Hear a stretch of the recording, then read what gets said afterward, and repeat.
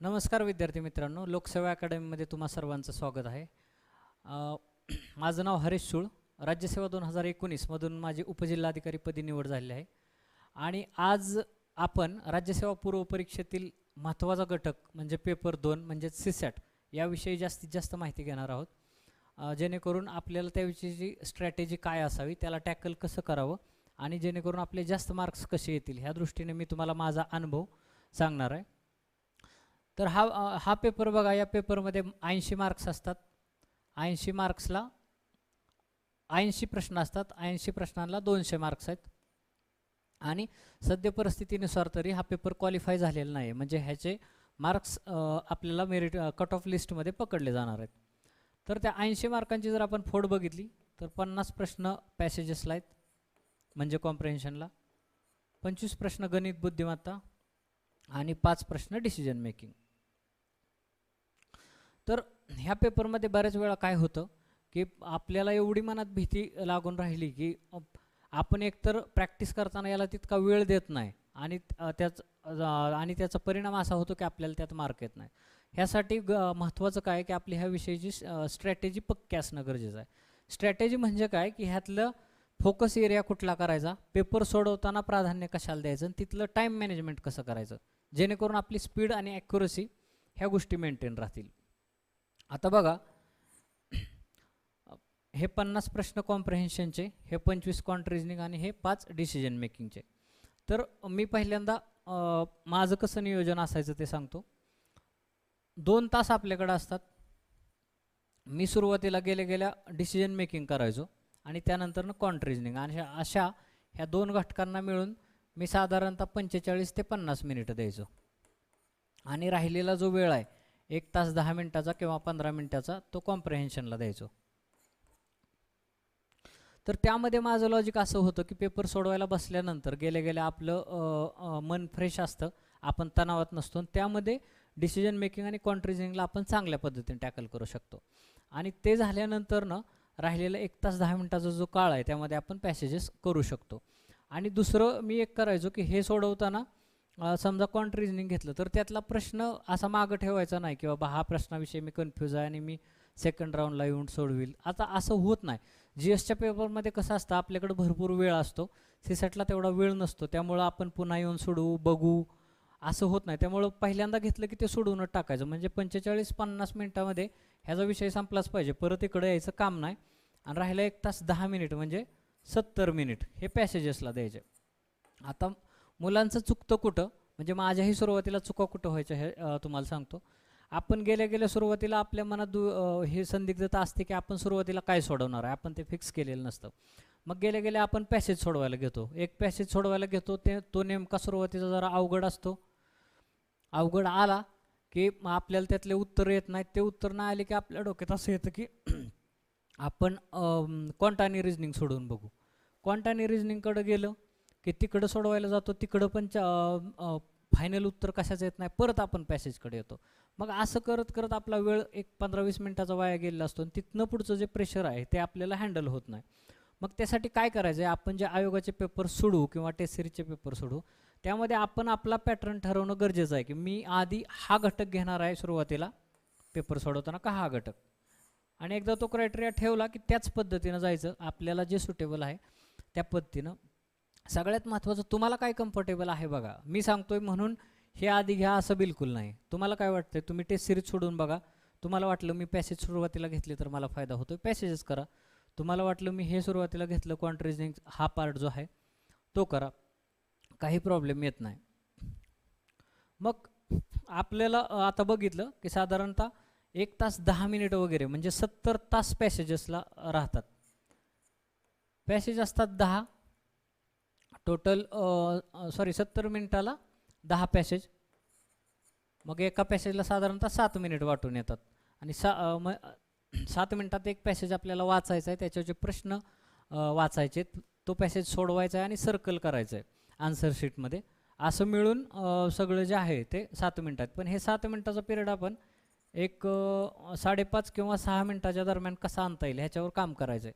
मग हे कधी साध्य होणार आहे आपल्याला, प्रॅक्टिसने. आता सगळ्यात महत्त्वाचं काय आहे पॅसेज सोडवताना किंवा एकंदरीतच सीसॅटची प्रॅक्टिस करत असताना, तर बघा एकंदरीतच पेपर 2ची प्रॅक्टिस करत असताना आपल्याला हे समजत नाही की ह्याची प्रॅक्टिस नेमकी करायची कुठनं, ह्याला मटेरियल काय वापरायचं.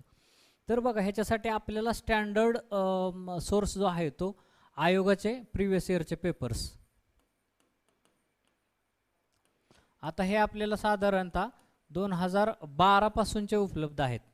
2012ला सीसॅट आलं, 2012 ते 2020 म्हणजे साधारण एक 8-9 वर्षाचे पेपर्स आहेत आणि हे भरपूर मटेरियल झालं. हे आपल्याला सोडवायचं आहे आणि हे झाल्यानंतर ना मग जे सराव पेपर्स आहेत मार्केट्समध्ये ते घ्या. सुरुवातीला काय करायचं, आता मुलांचं होतं काय की आपली सीसॅटची प्रॅक्टिस नसते किंवा पॅसेजची आपण व्यवस्थित प्रॅक्टिस केलेली नसते मॅथ रिजनिंगची आणि आपण डायरेक्ट हा भाग सोडवायला घेतो, पेपर सोडवायला घेतो आणि मी 2 तास टाईम लावून सोडवला पण मला मार्क येत नाहीत. पण आपण हे बघणं गरजेचं आहे की त्यातले जे उपघटक आहेत जसं की पॅसेजेस आहेत, क्वांट रिजनिंग आहे, त्याची मी प्रॅक्टिस आधी केली का, त्याच्यावर काम करा आणि तुम्हाला ज्यावेळी तुमच्याविषयी कॉन्फिडन्स वाटेल की माझी बऱ्यापैकी प्रॅक्टिस झालेली आहे त्यावेळी हे टाईम लावून सोडवणं वगैरे गोष्टी करा. आता तुम्ही करणार काय की सीसॅटचा जो पेपर आहे त्याच्यात कसं होतं की आपल्याला माहीत असतं की ह्याच्यावर काम केल्यावर जास्त मार्क मिळतील, तरीसुद्धा आपण काय करतो की पेपर जवळ आल्यानंतर न 1 महिनाभर 15 दिवस मी सीसॅटची तयारी करणार असं आपल्या डोक्यात असतं. पण असं होत नाही, लक्षात घ्या. जसं की आपण मराठी इंग्लिश लँग्वेजचं बघतो ऑब्जेक्टिव्हचं, त्याच पद्धतीने याचं पण डेली प्रॅक्टिस पाहिजे. डेली प्रॅक्टिस मस्टच आहे, म्हणजे तुम्ही 2 तास ह्याला दिलेच पाहिजे. मी तर म्हणेन तुम्ही जर टोटल एक 8 तास ऑन ॲन ॲव्हरेज अभ्यास करत असाल तर ॲटलिस्ट 2 तास तरी द्या किमान, कारण की आपल्याला माहीत असतं आपण GSला इतका वेळ देऊन पण GSला कुठपर्यंत जातो, 100-110 पर्यंत जातो. पण तोच टाईम जरी इकडं दिला त्यातला थोडा जरी, तरी ह्याचा इनपुट आउटपुट रेशो फार आहे. मग 2 तास डेली केलं पाहिजे. मग करायचं काय, प्रिव्हियस इयरचे पेपर्स घेऊन बसायचे, ह्याच्या प्रिंट्स मारा सरळ, ह्याचे 2 नाही तर 4च पॅसेज सोडवा रोज. 2 ते 4 पॅसेज सोडवा. त्याच्यावरचे ते काय टाईम लावून सोडवण्याचा पहिल्यांदा 8 तास नको. जे पॅसेज होतील, समजा 2 पॅसेज सोडवले तुम्ही, त्याचे उत्तर आयोगाच्या पेपर्स बरोबर क्रॉस चेक करा. आयोगाने फायनल कीमध्ये काय उत्तर दिलंय, आपण काय उत्तर टिक केलंय आणि त्यामध्ये फरक कुठं पडतोय. म्हणजे आपले समजा असं करत बसू नका माझे की 10 पैकी 6च बरोबर आले, 8च बरोबर आले. हे आपल्याला हे कशासाठी करायचंय की जे उत्तर आपले चुकलेत किंवा बरोबर पण आलेत तिथं आयोगाने काय लॉजिक लावलंय आणि आपण काय लॉजिक लावलंय, त्याच्यामध्ये काय फरक पडतोय. समजा माझे 4 प्रश्न चुकलेत, तर ह्या 4 प्रश्नामध्ये आयोगाने काय लॉजिक लावलेलं होतं. मग ह्या गोष्टी आहेत, मग त्या गोष्टी बारकाईनं ॲनालाइज केल्या की आपल्या चुका लक्षात येतील आणि त्या चुका ज्या आहेत त्या पुढच्या उद्याचे जे आपण 2 पॅसेज सोडवू, उद्या 2-4 काय असतील ते, तिथं मग त्या चुका आपण रिपीट करायच्या नाही.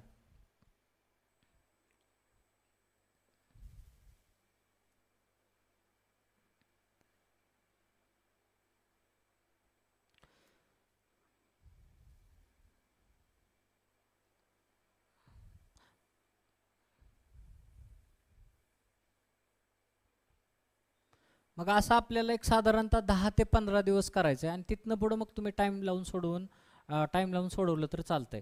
म्हणजे त्यामध्ये पेपर सोडवताना आपल्या लक्षात येईल की कीवर्ड्स म्हणजे नेमके काय असतात. आता ह्याचे सीसॅटचा पेपर कॉम्प्रिहेन्शनचा करताना कीवर्ड्सवर आपल्याला खूप चर्चा होताना दिसून येते. कीवर्ड्स म्हणजे काय, तर बघा आपण ज्यावेळी पेपर सोडवतो त्यावेळी काही शब्द दिलेले असतात की असा संशोधकांचा दावा आहे, असे होण्याची शक्यता आहे, हे आहे, हेच आहे, यामुळेच. आता थोडक्यात म्हणजे कीवर्ड्स म्हणजे काय की तुम्हाला वाटते की पॅसेजमधला ही लाईन महत्त्वाची आहे, हा शब्द महत्त्वाचा आहे आणि ह्याच्यामुळं एखाद्या प्रश्नाचं उत्तर आहे ते चेंज होऊ शकतं किंवा त्याच्यावर परिणाम होऊ शकतो, ते कीवर्ड्स. मग तुमच्या लक्षात येईल की कीवर्ड्स काय असतात, ते अंडरलाईन कसे करायचे. त्यानंतर आपल्या चुका काय होत आहेत आणि त्या आपण हे कसं करायचं, भरून कशा काढायच्या. त्यानंतर आयोगाची पेपर सेटरची माइंडसेट काय आहे, आपण कुठं फसतोय, त्यात आपण इम्प्रूव्हमेंट कुठं केलं पाहिजे, ह्या गोष्टी लक्षात येतील. मग अशा पद्धतीने तुम्ही जर गेला, आयोगाचे प्रिव्हियस इयरचे पेपर जर आपण अशा पद्धतीने हाताळले आणि त्यानंतर एक तुम्हाला इनफ कॉन्फिडन्स आल्यानंतर आपण जर टाईम लावून सोडवलं तर मला वाटतं की आपण एक चांगला स्कोर घ्यायला काहीच अडचण नाही. आता दुसरी गोष्ट आहे बघा, आपल्याला 10 पॅसेजेस असतात. आज 10 पॅसेज असतात, तर त्यापैकी 8 पॅसेजेस जे आहेत ते मराठी इंग्लिश दोन्हीतून दिलेले असतात, आणि 2 पॅसेजेस जे आहेत ते मराठी आणि इंग्लिश हे भाषेचं ज्ञान चेक करायसाठी दिलेले असतात. हे मराठी इंग्लिश दोन्ही ह्याच्यातून दिलेले असतात, लँग्वेजमधून. हा मराठीत असतो, एक मराठीतनं आणि एक इंग्लिशमधनं टोटली. तर आपण आता इंग्लिशचा जो पॅसेज आहे ह्याच्याविषयी बरेच मुलांच्या मनात भीती असते की हा पॅसेज अवघड आहे का, असा आहे. आता आपण 10वी 12वीपर्यंत पॅसेजेस सोडवायचोच की, त्या पद्धतीने जरी इंग्लिशच्या पॅसेजला टॅकल केलं तरी 5 पैकी 3 तर बरोबर येऊ शकतात ना.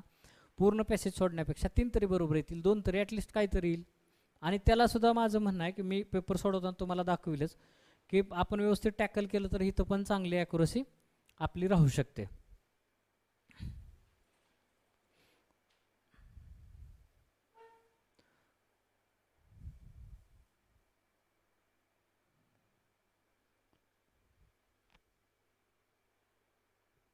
तर बघा आता सीसॅटचा पेपर सोडवत असताना सर्वसाधारणतः विद्यार्थ्यांचे प्रश्न काय असतात की वेळेचं नियोजन होत नाही. आता मी पहिल्यांदाच सांगितलं की वेळेचं नियोजन होण्यासाठी आपली त्या पेपरविषयीची स्ट्रॅटेजी किंवा आपला दृष्टिकोन फिक्स असला पाहिजे. माझ्याकडे 2 तास आहेत, मी 2 तासातला किती वेळ कुठल्या भागाला देणार आहे.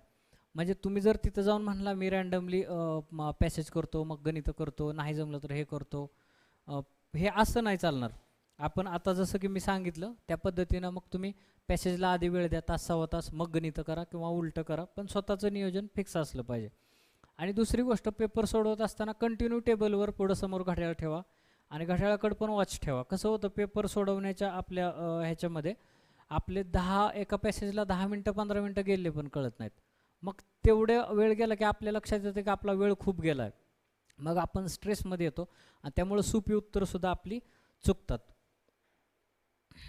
परत दुसरी गोष्ट, मुलांच्या मनात सीसॅट विषयी भीती फार आहे. म्हणजे आपण मनात ठरवून दिलेलं असतं की सीसॅट म्हणजे फार वेगळं आहे, त्यात मार्क येणार नाहीत. पण आता मी जसं की सांगितलं की आता हे 80 प्रश्नातले 50 मार्काचे तर पॅसेज आहेत, 25 मार्काची गणित आहेत आणि 5 मार्काचं डिसिजन मेकिंग आहे. आता हे दोन्ही बघितलं तर हे होतं 137 मार्क्सचं. तर हे आपण लक्षात घेत नाही. आता आपण 10वी 12वीपर्यंत पॅसेजेस करतच होतो की इथं थोडीशी डिफिकल्टी लेवल वाढलेली आहे, थोडंसं आकलन, थोडंसं ॲनालिसिस करायची गरज आहे. मग ह्या 137 पैकी आपण चांगले मार्क घेण्याचा प्रयत्न करू ना. इकडं जरी जास्त नाही जमलं तरी पण इकडे एक चांगला स्कोर काढला तर आपली एक चांगली टोटल तयार होऊ शकते. त्याच्यामुळे ह्या पेपरविषयी असं घाबरण्याचं काही कारण नाही.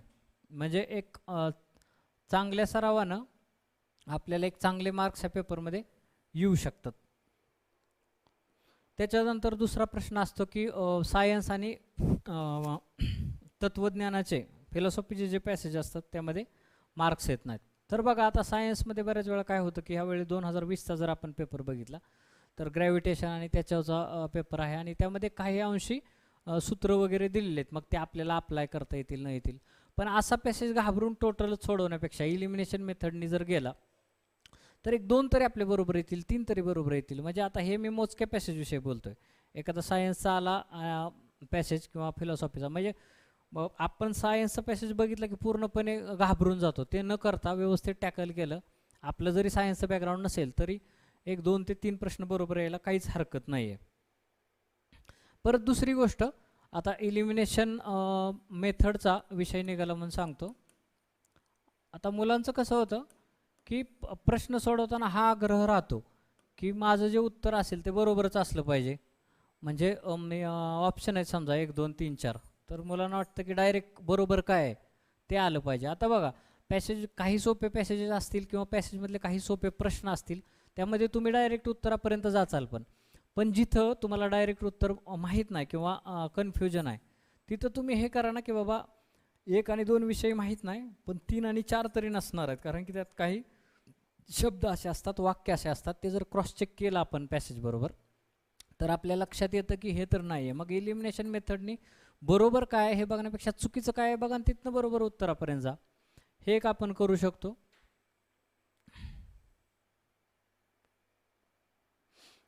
त्या पद्धतीने एक आपल्याला जाता येतं. त्यानंतर दुसरा एक विद्यार्थ्यांच्या मनात प्रश्न राहतो की मी आधी पॅसेज वाचू का आधी प्रश्न वाचू, का कसं करू नेमकं. आता बऱ्याचदा सांगितलं जातं की तुम्ही आधी प्रश्न वाचा, मग पॅसेजकडे जा, मग तुमच्या लक्षात येईल की आपल्याला विचारलं काय आहे आणि फोकस कुठं करायचा. पण माझं मत असं आहे की ज्या अर्थी कॉम्प्रिहेन्शन म्हणजे आकलन असं पेपर टूलाच नाव दिलेलं आहे, त्यामुळे तुम्ही प्रश्नांकडे जाऊच नका, आधी पॅसेज वाचा. पॅसेज वाचल्यानंतर तुम्हाला एक सेंट्रल थीम लक्षात येईल, लेखकाला म्हणायचं काय, लेखकाचं मत काय आहे. आता होतं कसं, आपण ज्यावेळी पहिल्यांदा प्रश्न वाचतो त्यावेळी आपलाच एक पूर्वग्रह दूषित दृष्टिकोन बनून जातो की असा असा, आणि त्यामुळं आपण त्याच एरियावर पॅसेजचा फोकस करतो. तसं न करता थेट पॅसेज वाचा, त्यातनं एक सेंट्रल आयडिया लक्षात येईल की बाबा हा पॅसेज हा आहे आणि एक जनरल दृष्टिकोन हा आहे. त्यानंतरनं प्रश्नांकडे जा, आणि मग ज्यावेळी आपण एखादा प्रश्न बघतोय त्यावेळी तुम्हाला जर पॅसेजचे ऑप्शन्स आहेत 1 2 3 4, आणि तुम्ही शुअर नाही आहात, म्हणजे थोडं जरी वाटलं 1% जरी शुअर नाही, तरी माझं म्हणणं आहे की तो जो आपला पॅसेज आहे तिथं जा तुम्ही, आणि तिथं ते कुठं वळ दिसते, कुठं लॉजिक दिसतंय ते बघा. थोडासा ह्यानं एक 20-30 सेकंद जास्त गेले तरी चालतील, पण आपली जर ॲक्युरसी वाढत असेल तर इथं जाण्यात काहीच प्रॉब्लेम नाही.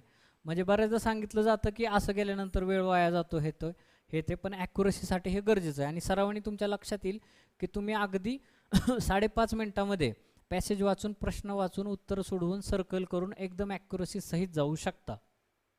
ह्या पद्धतीने आपण एक पॅसेजेसला टॅकल करू शकतो.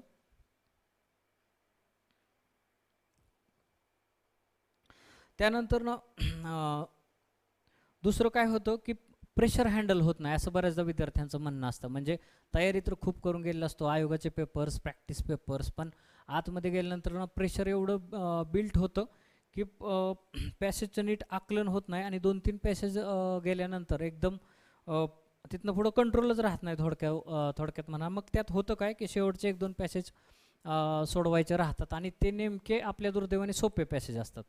मग ते 2 पॅसेज जर सोडवायचे अटेम्प्टच करायचे राहिले तर ते 10 प्रश्न, ते 10 प्रश्नांचे 2.5 मार्काने 25 मार्क. मग 25 मार्काचा जर आपला पेपर अटेम्प्ट करायचा राहत असेल तर आपण स्पर्धेत कसे राहणार.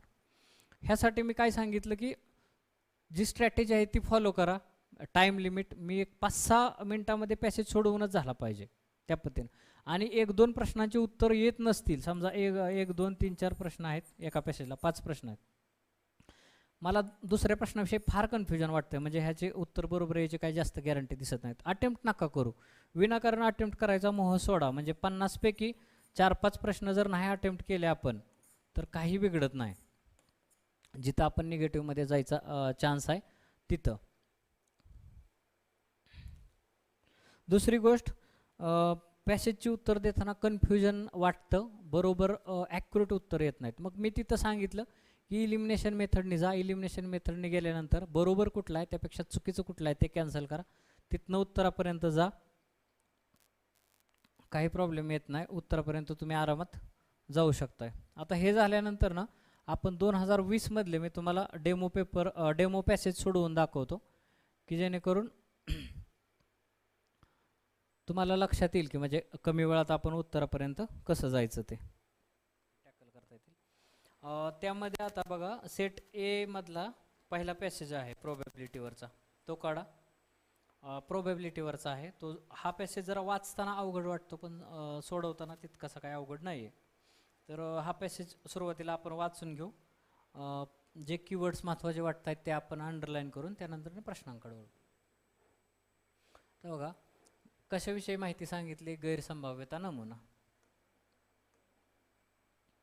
गैरसंभाव्यता नमुना ही अशी नमुना निवड पद्धती आहे की जिच्यामध्ये लक्ष्य समूहातील प्रत्येक घटकाचा नमुना निवडीमध्ये समावेश होण्याच्या संभाव्यतेचा कोणत्याही आधारावर अंदाज वर्तवणे शक्य नसते. आता मला इथं महत्त्वाचं वाटतंय. गैरसंभाव्यता नमुना हा मुद्दाम नमुना, आता बघा इथं टाईप दिलेत, मुद्दाम नमुना, हेतुमूल्य नमुना आणि निर्णय नमुना अशा वेगवेगळ्या नावाने ओळखलं जातं. ठीक आहे. अशा प्रकारच्या नमुन्यामध्ये संशोधकाने नमुन्यातील घटकांची निवड जाणीवपूर्वक केलेली असते. घटकासंबंधी त्याची निवड ही अंतिम असते. दुसऱ्या शब्दात सांगायचे झाल्यास गैरसंभाव्यता नमुना चौकशीचे रचनाकार लक्ष्य समूहातील विशिष्ट घटकांची नमुन्यासाठी हेतुपूर्वक निवड प्रचंड वस्तुमानातून छोट्या वस्तुमानाची ते संपूर्ण लक्ष्य समूहाचे नमुनेदार उदाहरण असेल किंवा प्रतिनिधित्व करेल अशा आधारावर करतात. उदाहरणार्थ एक्झाम्पल दिलंय बघा, म्हणजे इथनं वरी ह्या पॅसेजमध्ये जे काही सांगितलंय ते आपल्याला उदाहरणावरून कळतंय. जर एखाद्या राज्यामध्ये राहणाऱ्या लोकांच्या आर्थिक स्थितीचा अभ्यास करायचा असेल, कशाचा आहे, लोकांच्या आर्थिक स्थितीचा अभ्यास, तर सखोल अभ्यासासाठी त्या राज्यातील काही शहरे आणि खेड्यांची प्रातिनिधिक तत्वावर हेतुपूर्वक निवड केली जाऊ शकते. अशा प्रकारे अभ्यासाच्या रचनाकारांचा निर्णय या नमुना आराखड्यामध्ये महत्त्वपूर्ण भूमिका बजावतो. म्हणजे थोडक्यात आपल्याला लक्षात काय येते, एक जनरल आयडिया काय येते की पॅसेज हा प्रोबॅबिलिटी विषयीचा आहे, एक सॅम्पलिंग वगैरे असतं ते. मग त्यात सॅम्पल एखाद्या विषयाचा स्टडी करत असताना सॅम्पल कुठला घ्यायचा, एखादं सर्वेक्षण आहे त्यात गावं कुठली घ्यायची, त्या संदर्भानं मग माहिती दिलेली आहे. आता पुढं जाऊ. अशा आराखड्यामध्ये वैयक्तिक घटकाला नमुना निवडीमधील प्रवेशास खूपच संधी असते. म्हणजे मी समजा संशोधक आहे तर कुठली गावं घ्यायची हे माझ्या मनावर डिपेंड राहणार. असं संशोधक त्याच्या दृष्टिकोनास अनुकूल निष्कर्ष देणाऱ्या नमुन्याची निवड करू शकतो, म्हणजे पार्शालिटीला वाव आहे. आणि जर असे घडले तर संपूर्ण चौकशीचाच विचका होऊ शकतो. आता बघा, मगाशी पण आपण बघितलं होतं त्या पद्धतीनं तिथं होतं की संशोधकांचा दावा आहे, इथं काय विचका होऊ शकतो, विचका होईलच असं नाही. अशा रीतीने या प्रकारच्या नमुना तंत्रामध्ये पूर्वग्रह दूषिततेला स्थान मिळण्याचा धोका संभवतो. पण जर संशोधक निष्पक्षपातीपणे पूर्वग्रह दूषिततेविना कार्यरत असतील आणि अचूक निर्णय घेण्यासाठी आवश्यक असणारा अनुभव, आता इथं मला हे महत्त्वाचं वाटलं, 2-3 गोष्टी सांगितल्यात संशोधकाविषयी. चर्चा आपण करतोय गैरसंभाव्यतेची, त्यात काही मुद्दे त्यांच्या पदरी असेल तर जाणीवपूर्वक निवडलेल्या नमुन्याच्या विश्लेषणातून मिळालेले निष्कर्ष सुद्धा सुसह्य होण्याइतपत विश्वसनीय असू शकतात. असे असले तरी या प्रकारच्या नमुन्यामध्ये प्रत्येक घटकाला काही प्रमाणात का असेना समाविष्ट होण्याची स्पष्टीकरणात्मक संधी मिळेलच याची खात्री देता येत नाही. या नमुना प्रकारामध्ये नमुना त्रुटींचा अंदाज व्यक्त केला जाऊ शकत नाही, पण पूर्वग्रह दूषित घटक कमी अधिक प्रमाणात नेहमीच आढळतो. त्यामुळे महत्त्वपूर्ण मोठी व्याप्ती असलेल्या चौकशांमध्ये या नमुना आराखड्याचा क्वचितच वापर केला जातो. क्वचितच म्हणले बघा, आता हा कीवर्ड आहे. असे असले तरी कमी व्याप्ती असलेल्या चौकशा आणि वैयक्तिक संशोधनामध्ये या आराखड्यात स्वीकार केला जाऊ शकतो, कारण या नमुना पद्धतीमध्ये उपजतच वेळ आणि पैशांची तुलनात्मक बचत होते. कोटा नमुना हे सुद्धा गैरसंभाव्यता नमुन्याचे उदाहरण आहे. कोटा नमुन्यामध्ये मुलाखतदारांना सुलभपणे त्यांचा वाटा माहिती भरण्याच्या काही निर्बंधासह विविध स्तरातील माहिती भरण्यासाठी दिला जातो. दुसऱ्या शब्दात सांगायचे झाल्यास नमुन्यातील घटकांची प्रत्यक्ष निवड ही मुलाखतदारांच्या विवेकावर सोडलेली असते. ही आता इथं कोटा नमुन्याविषयी सांगितलं वेगळा. दुसऱ्या शब्दात सांगायचे झाल्यास हे आपण बघितलं, ही नमुना पद्धती अतिशय सोयीस्कर आणि तुलनात्मक दृष्ट्या कमी खर्चिक आहे. कुठली? कोटा नमुना. परंतु अशा प्रकारे निवडलेल्या नमुन्यांमध्ये यादृच्छिक नमुन्याचे गुणधर्म निश्चितपणे नसतात. कोटा नमुने हे खरं तर निर्णय नमुने असतात आणि त्या आधारावर काढलेले निष्कर्ष औपचारिक मार्गाने काढलेल्या सांख्यिकीय उपचाराच्या कक्षेत राहणारे नसतात. ठीक आहे, आपण पॅसेज वाचला, काही प्रश्न अंडरलाईन केले, काही कीवर्ड्स.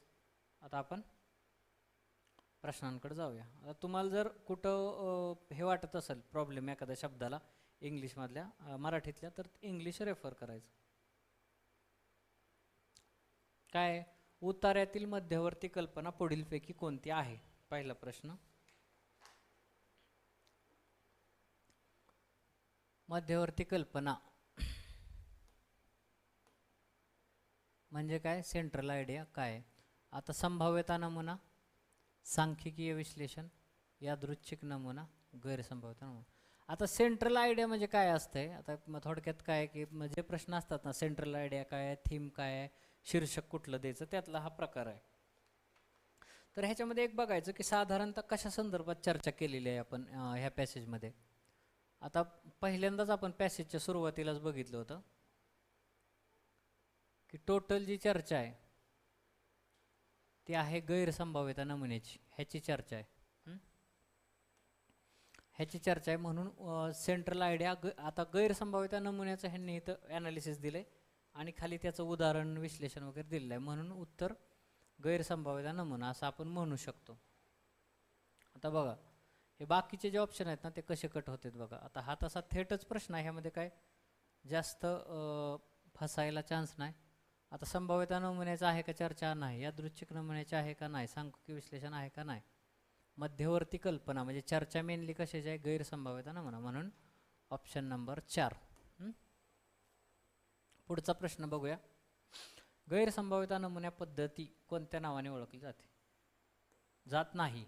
हा आता बघा वाचतानाच आपलं कसं आहे की इथं बघायचं जाते आहे का जात नाही आहे, म्हणजे नेमकं विचारलंय काय. कधी कधी काय होतं, यापैकी कुठलं चूक आहे, कुठलं बरोबर आहे, कुठलं अचूक आहे, कुठलं बरोबर नाही, असं शब्दांमध्ये आपल्याला फसवलं जातं. त्यामुळं हे बारकाईनं लक्ष देणं गरजेचं आहे. आता गैरसंभाव्यता नमुना पद्धतीची नावं ह्यापैकी कुठलं नाही. आता बघ काय आहे, हेतुमूल्य, निर्णय, यादृच्छिक आणि मुद्दाम. आता आपण बघू पॅसेजमध्ये आपल्याला काय सापडतंय. पॅसेज सोडवत असताना पेपर समोर ठेवा, तुम्हाला लक्षात येईल. आता बघा एक पहिल्या सुरुवातीलाच दुसरी लाईन आहे बघा, इथून इथपर्यंत. गैरसंभाव्यता नमुना हा मुद्दाम नमुना, हेतुमूल्य नमुना आणि निर्णय नमुना अशा वेगळ्या नावांनी ओळखला जातो. थेट प्रश्न आहे, कुठला ऑप्शन नव्हता मग त्यामध्ये. यादृच्छिक नमुना हा हे तिथं नव्हता, हा पर्याय, म्हणून हे उत्तर आहे. ह्याचा उल्लेख होता, हेतुमूल्याने ओळखलं जात आहे, निर्णयाने ओळखलं जात आहे आणि मुद्दामने ओळखलं जात आहे, म्हणून ऑप्शन नंबर 3 बरोबर आहे. आता मला वाटतं की पहिल्या प्रश्नातून दुसऱ्या प्रश्नात काहीच अडचण नव्हती. आता बघा हा प्रोबॅबिलिटीवरचा उतारा होता. वाचताना आपल्याला अवघड वाटलं, पण वाचल्यानंतर एक सेंट्रल थीम लक्षात येणं आपल्या, किंवा त्या लेखकाला काय म्हणायचं आहे, कशाविषयी, एवढं लक्षात येणं एवढं इनफ आहे. ज्यावेळी आपण प्रश्न सोडवू आणि तिथं आलेल्या अडचणीनुसार मध्ये पॅसेजकडे जाऊ, त्यावेळी आपल्याला उत्तर वेळोवेळी क्लिअर होतात. त्यामुळे वाचतानाच अवघड वाटतंय, म्हणून असं पूर्वग्रह दूषित काय मनात बाळगू नका. आता बघा तिसऱ्या प्रश्नाकडे जाऊ. मुद्दाम निवडलेल्या नमुन्याच्या विश्लेषणावर आधारित निष्कर्ष विश्वसनीय असू शकतात. कधी? संशोधक पूर्वग्रह दूषित नसतील तर, अनुभवी असतील तर, अनुकूल नमुना निवडला तर, सांख्यिकी पद्धती वापरल्या तर. थेट जाऊ, आपल्याला डायरेक्ट पॅसेजमध्ये कुठं मिळतंय बघूया.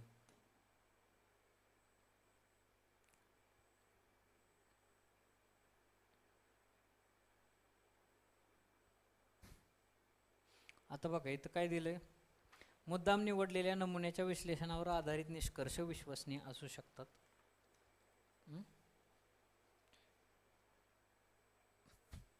आता बघा हे कुठं आहे, विश्वसनीय असू शकतात. हा, त्याच्या आधी काय काय दिलंय बघू आपण. कधी?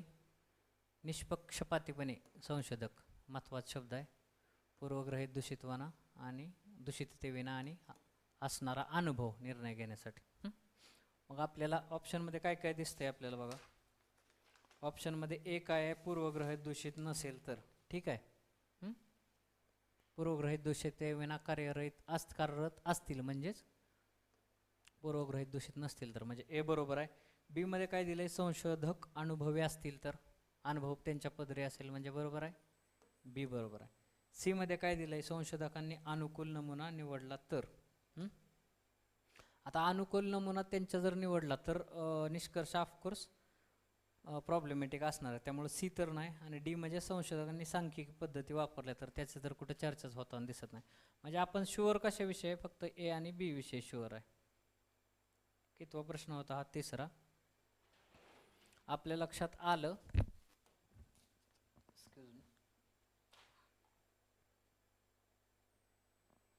आपल्या लक्षात आलं की ए आणि बीचा आपल्याला व्यवस्थित उल्लेख सापडला आणि सी तर चुकीचंच आहे.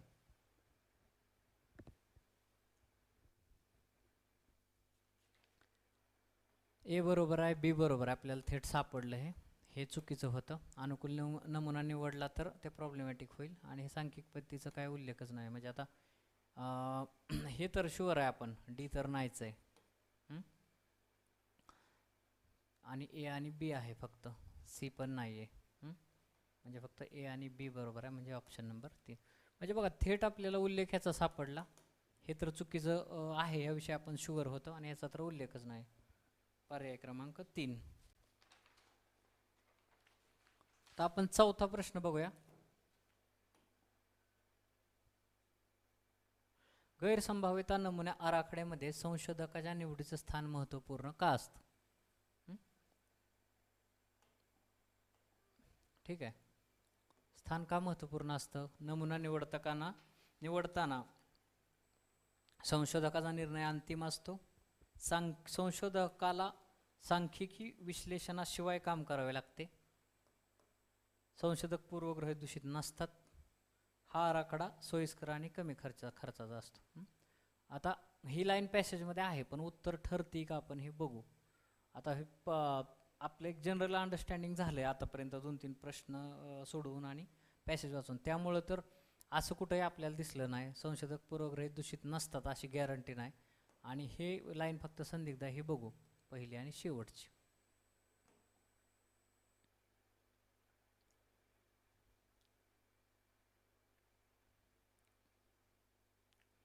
आता बघा, पहिली लाईन जी आहे, निवडीचं स्थान का महत्त्वपूर्ण आहे संशोधकाचं म्हणले, तर इथं आपल्याला काय दिसतंय, अशा प्रकारच्या नमुन्यामध्ये संशोधकाने नमुन्यातील घटकांची निवड जाणीवपूर्वक केली असते. त्याची निवड ही अंतिम असते. ठीक आहे, आपल्याला ही लाईन सापडली. ठीक आहे, ह्याविषयी पहिली लाईन सापडली. आता आपण दुसरे जे ऑप्शन होते त्याविषयी माहिती बघू. गैरसंभाव्यता संशोधकाला सांख्यिकी विश्लेषणाशिवाय काम करावे लागते. आता आपण हे सगळं बघितलं तर यामध्ये कुठेही असा उल्लेख सापडत नाही. परत संशोधक पूर्वग्रहित दूषित नसतात असा स्पष्ट उल्लेख कुठेही नाही. उलट काय सांगितलं इथं की पूर्वग्रहित दूषिततेला स्थान मिळण्याचा धोका संभवतो. म्हणून हे बी पण दुसरं चुकीचंच आहे, तिसरं पण चुकीचं आहे, आणि चौथं काय, हा आराखडा सोयीस्कर आणि कमी खर्चाचा असतो. आता हे जे आहे ही नमुना पद्धती सोयीस्कर आणि तुलनात्मक कमी खर्चिक आहे. हे कोटा नमुन्याविषयी सांगितले त्यांनी, हे गैरसंभाव्यताविषयी नाही आहे. म्हणून चौथं पण चुकीचंच आहे. म्हणून उत्तर 1 येतं आहे. लक्षात आलं? पहिलं बरोबर आहे, दुसऱ्याचा कुठं उल्लेख नाही आहे, म्हणजे तिसरं हे चुकीचं आहे आणि चौथं ते त्याविषयी नाही आहे, म्हणून ते चुकीचं आहे. लक्षात आलं? आता हा पॅराग्राफ वाचताना तर अवघड वाटतोय भाषा वगैरे, पण प्रश्न जर आपण व्यवस्थित बारकाईनं बघितले तर काही याच्यामध्ये प्रॉब्लेमॅटिक नाही आहे. म्हणून आपलं उत्तर आलं पहिलं ऑप्शन चौथ्याचं,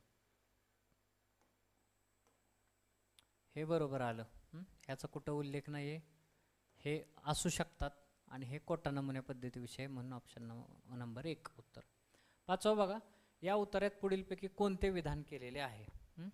गैरसंभाव्यता नमुन्यामध्ये संशोधकाची निवड महत्त्वपूर्ण असते. आता ते हे तर वरच्याच प्रश्नावर आपल्याला कळेल की हे इथं दिलं होतं बघा, निवडीचं महत्त्वपूर्ण स्थान, म्हणजे बहुतेक हेच बरोबर असणार आहे. पुढचं बघू आपण. गैरसंभाव्यता नमुन्यामुळे संशोधनाचा विचका होतो. गैरसंभाव्यता नमुन्यामुळे नमुन्यातील त्रुटींचा आपल्याला अंदाज येतो. आणि शेवटचं काय, कोटा नमुन्यांचे सांख्यिकी विश्लेषण केल्यास अचूक निष्कर्ष मिळतात. आपण जर चौथा प्रश्न बघितला तर चौथ्या प्रश्नावरूनच आपल्याला लक्षात येईल की हे पहिलंच उत्तर आहे. का तर त्यात काय विचारलं होतं की संशोधकाची निवड महत्त्वपूर्ण का असते, म्हणजे महत्त्वपूर्ण असते हे तर माहीत आहे, म्हणजे उत्तर आहे. तरी आपण आता 2, 3, 4 कसं चुकीचं आहे ते बघू. थेट जरा डाऊट वाटला की लगेच पॅसेजकडे जायचं, काय चुकीचं आहे ते बघायचं आणि लगेच ॲक्युरेट करेक्ट करून टाकायचं. आता ते पहिला ऑप्शन तर ठीक आहे, नमुन्याची निवड महत्त्वाची असते, संशोधकांची, हे आपण बघितलं. आता चौकशीचा विचका होतो असं आहे. ऑप्शनमध्ये काय आहे की दुसरा ऑप्शन आहे बघा, गैरसंभाव्यता नमुन्यामुळे संशोधनाचा विचका होतो. आता इथं बघा दुसऱ्या पॅराग्राफमध्ये विचका होऊ शकतो, होतो लिहिलंय का नाही, कीवर्डचं महत्त्व यासाठी आहे, बारकाईनं वाचायचं यासाठी. आपण काय करतो, विचका दिसलं, सेम ओळ दिसली, इथं होऊ शकतो आहे, होतो आहे, आपण करून टाकतो. तसं करायचं नाही. इथं होऊ शकतोला आणि होतोला फरक आहे. इथं दिले होऊ शकतो, तिथं दिले होतो, म्हणून चूक, दुसरं चूक. आता तिसरं ऑप्शन काय आहे की गैरसंभाव्यता नमुन्यामुळे नमुन्यातील त्रुटींचा आपल्याला अंदाज येतो. आता हे त्रुटींच्या अंदाजाविषयीचा उल्लेख कुठं आहे, हे इथं बघा या नमुना प्रकारामध्ये नमुना त्रुटींचा अंदाज व्यक्त केला जाऊ शकत नाही. थेट दिले चुकीचं आहे. म्हणजे इथं केला जाऊ शकत नाही दिले, तिथं अंदाज येतो दिले, चुकीचं आहे. चौथं काय, कोटा नमुन्यांचे सांख्यिकी विश्लेषण केल्यास अचूक निष्कर्ष मिळतात. कोटा नमुन्याविषयी कुठं चर्चा आहे, सगळ्यात शेवटी आहे हितनं खाली. सांख्यिकी उपचाराच्या कक्षेत राहणारे नसतात. थेट दिले त्याच्यामुळे त्याच्यावर काय डिपेंडंट राहता येत नाही, अचूक निष्कर्ष मिळतात अशी गॅरंटी नाही, म्हणूनच पर्याय क्रमांक 1 बरोबर आहे. आता बघा, हे अवघड वाटत होतं पॅसेज, पण उत्तर किती सोप्या पद्धतीनं थेट शांत डोक्यानं सोडवलं तर काही प्रॉब्लेम येत नाही. तर आताच मी तुम्हाला राज्यसेवा पूर्वपरीक्षा पेपर 2च्या स्ट्रॅटेजीवर आपण बोललो, डिस्कशन केलं. त्याचबरोबर मी तुम्हाला एक स्ट्रॅटेजी कशी असावी आणि 2-3 पॅसेज सोडवून सुद्धा दाखवले. अशाच पद्धतीची तुमची तयारी करून घेण्यासाठी किंवा आम्हाला आमचा जो अनुभव आहे तो त्या गोष्टी तुम्हाला 2 गोष्टी समजाव्यात म्हणून आम्ही एक बॅच चालू करतोय, मी आणि माझे 5-6 अधिकारी मित्र. ती बॅच ऑनलाईन असेल, त्यामध्ये GS आणि CSAT ह्या दोन्ही गोष्टी आम्ही कवर करू. ही टीम आहे बघा, 5-6 लोक आम्ही आहोत. ते तुम्हाला कमी वेळेत जास्त गोष्टी शिकवण्याचा प्रयत्न करू. पॉलिटी त्यामध्ये आपण GS CSAT दोन्ही घेणार आहे. पॉलिटी समाधान गुटुकडे सर घेत आहेत, ज्यांचं की यावेळी मेन्सला ते पॉलिटीमध्ये टॉपर आहेत. निखिल खेमनार सर इकॉनॉमी घेणार आहेत. ते सुद्धा अतिशय कमी वयात पहिल्या अटेम्प्टलाच वित्त लेखा अधिकारी आणि दुसऱ्या अटेम्प्टला उपजिल्हाधिकारी झालेले आहेत. हिस्ट्रीला प्रवीण कोटकर सर घेणार आहेत, ज्यांचं की इतिहास हा UPSCला ऑप्शनल होता. त्यानंतर मॅथ आणि रिझनिंगमध्ये महेश पांढरे सरांचा हातखंडा आहे, ते घेतील. एन्व्हायरमेंट जे आहेत ते महेश पांढरे सरच घेतील. जिओग्राफी मयूर सर घेतील, त्यांचाही चांगला होल्ड आहे त्यावर. कॉम्प्रिहेन्शन आणि डिसिजन मेकिंग मी स्वतः घेईल, त्याचा मी डेमो तुम्हाला आत्ताच दाखवला. ह्यामध्ये बघा, आता यावेळी 390 जागा आहेत. ह्या जागा साधारणतः 500-550 होण्याची शक्यता आहे. तर त्यामध्ये 220+ मार्क कसे मिळवता येतील, किंवा आता ते व्हॅरी होऊ शकेल पेपरच्या डिफिकल्टी लेवलनुसार, त्याच्या कट ऑफनुसार, पण एक कट ऑफपेक्षा 30-40 मार्क कसं जाता येईल आपल्याला पलीकडं, ते एक आपण बघूया.